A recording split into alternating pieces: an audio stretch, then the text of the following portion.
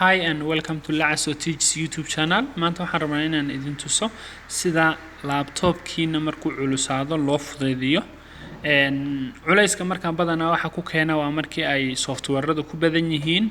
ama software-rada aad isticmaalaysaan markii datadeedu ay badato ama ay weynaato. So waxaad samaynaysaan ayar meeshan startiga hoosta ayaa xagan searchida ah ayaa waxaad ku qoraysaan run. Okay, run markaad ku qortaan waxa ku soo baxaya application-kaas taabanaysa. Application-ka marka wuxuu ku soo saarayaa meel yaro iyaduna search ah. Meesha searchida ayaa waxaad ku qoraysaan percentage temp percentage ayaad ku qoraysaan percentage markaad okay tiraahdaan wuxuu idin keenayaa folder kan la leeyahay temp xagga saad korka hadaad aragtaan temp ba ku qoran taas marka waxa weeyaan application-nada aad isticmaalayseen oo dhan software-rada aad isticmaalayseen oo dhan cookies-kooga ama maxaa la dhahaa waxyaabaha datada ay xagan ku save gareystaan wax ma aha dad maxaa la dhahaa idinka kharibay application-nada ma aha laakiin waxa weeyaan wax laptopkiina idinka culaysinaya kadib waxaad samaynaysaa control plus a ama select all inta tiraahdaan ayaad shift plus delete taabanaysaa si aad permanently u delete gareysaan imka saad u aragtaan waa 37 file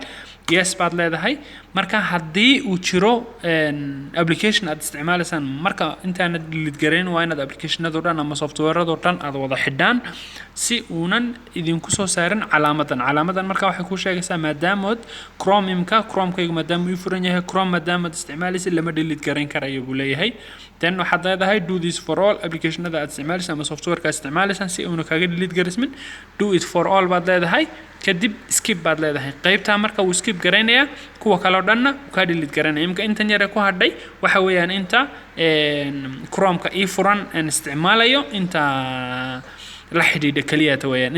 intii kale laakiin wuu ka delete gareeyay haddana saad u aragtaan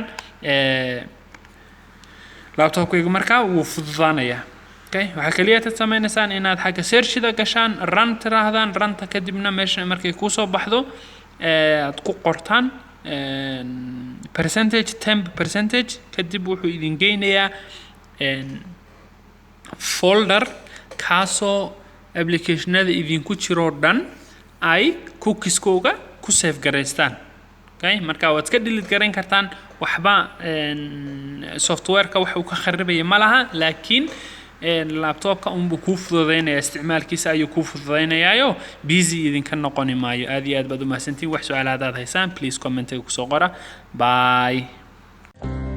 like and also subscribe to my YouTube channel thank you